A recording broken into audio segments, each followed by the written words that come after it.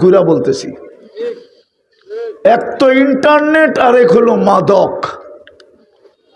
যুবকদেরকে ধ্বংস করে দিতেছে মাদক। মাদক ছুঁইলেও যৌবন চলে যায়।